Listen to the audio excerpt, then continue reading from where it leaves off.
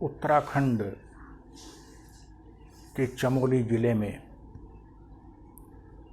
जो ग्लेशियर के टूटने से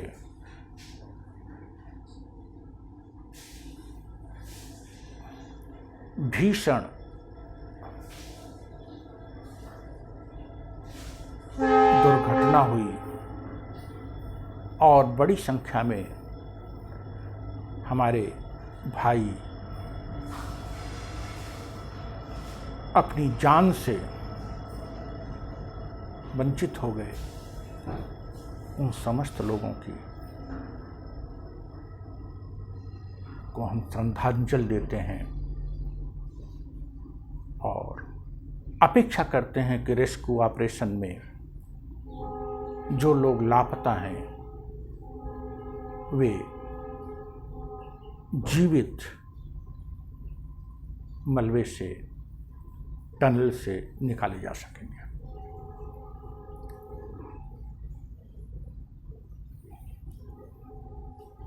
उत्तराखंड में 7-8 साल पहले भी ऐसी ही एक बड़ी दर्दनाक घटना हुई थी, जिसकी कल पुनरावृत्ति हुई दूसरे रूप में।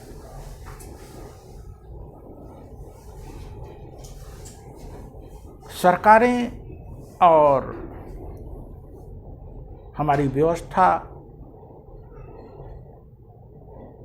ऐसी घटनाओं को में जो लोग मारे जाते हैं या जो धन जन की हानि होती है, इससे निपटने के लिए तमाम कोशिशें करती हैं, पवित्र इरादे से करती हैं, क्षतिपूर्ति भी करती हैं। समुद्री इलाकों में भी ऐसी घटनाएं होती रहती हैं, मछुआरों के साथ भी होती रहती हैं। समुद्र से आने वाली जो बड़ी लहरें हैं सुनामी के रूप में, या भूकंप से भी तबाही होती है। ये प्राकृतिक आपदाओं को तो रोका नहीं जा सकता, लेकिन प्राकृतिक आपदाओं के लिए हमें रेमेडियल मेजर के साथ साथ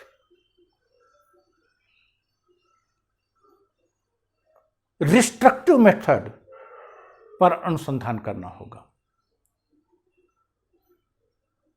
जैसे उत्तराखंड में कुछ गांव ऐसे हैं जहां के लोग सर्दी के सीजन में, बर्फबारी के सीजन में अपना गांव छोड़ देते हैं और कुछ महीने दूसरे स्थान पर रहते हैं।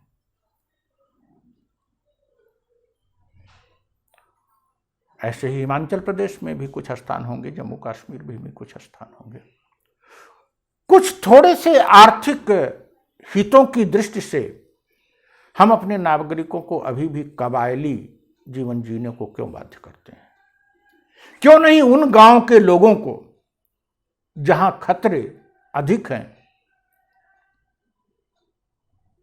और कुछ वर्षों में ऐसे खतरे आते रहते हैं, उनको मैदानी इलाकों में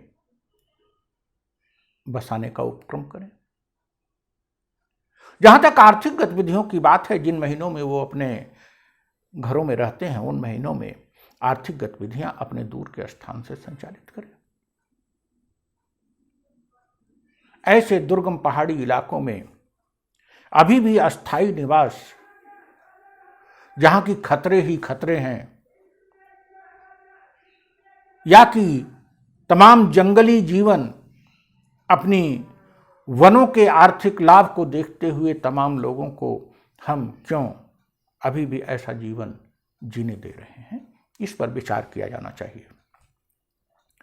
इसके अतिरिक्त जैसे मौसम विज्ञान की भविष्यवाणी मछुआरों को, समुद्र में मछुआरों को बचाने में काफी कामयाब हुई है पिछले वर्षों में, ऐसे ही हम कुछ ऐसी व्यवस्था पहाड़ी इलाकों में रखें। निश्चित रूप से कुछ न कुछ होगी, लेकिन कहीं न कहीं उसमें अभी सुधार की आवश्यकता है कि ग्लेशियर के टूटने, तेज हवाओं, तेज आंधी या पहाड़ी दर्रों के टूटने से की संभावित आशंका का पूर्व में हम पता लगा सकें और सटीक तरीके से पता लगा सकें।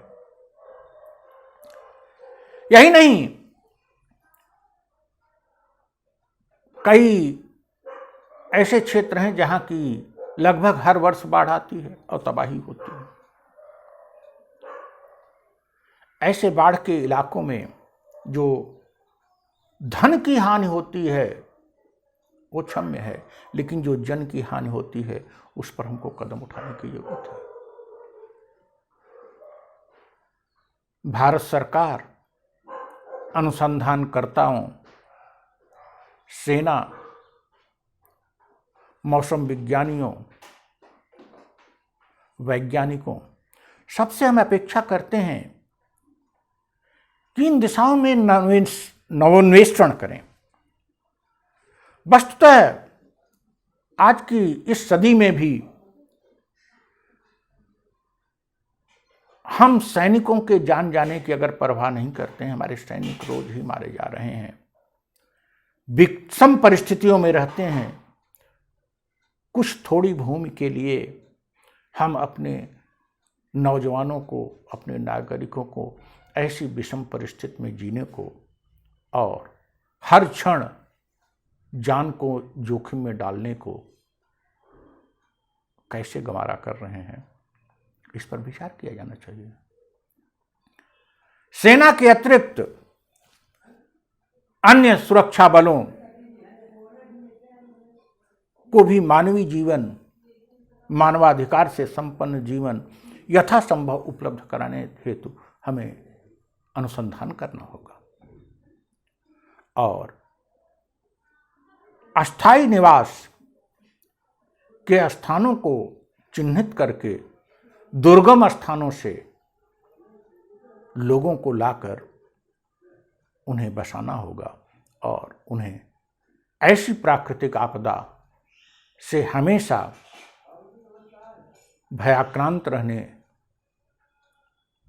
को नहीं छोड़ना होगा और बाद में 2 लाख, 4 लाख, 6 लाख उनके परिवार को मिल जाना या फिर रिकंस्ट्रक्शन कर देना, यह उपचार हो सकता है और न कुछ से तो कुछ अच्छा है, लेकिन यह पूरी तरह से अपर्याप्त है। एनडीआरएफ की टीम जो काम कर रही है वो धन्यवाद की पात्र है। ऐसे दुर्गम क्षेत्रों में वो भी अपनी जान को जोखिम में डालकर विपरीत परिस्थितियों में अपने भाइयों बहनों को बचा रहे हैं, इसके लिए वो धन्यवाद के पात्र हैं। अंत में फिर उत्तराखंड के जो लोग अपनी जान गंवाए हैं उनको हम विनम्र श्रद्धांजलि देते हैं और उनके परिवार को ईश्वर से अपेक्षा करते हैं कि ऐसी शक्ति दे कि वे इस दुख को बर्दाश्त कर सकें। Thank you.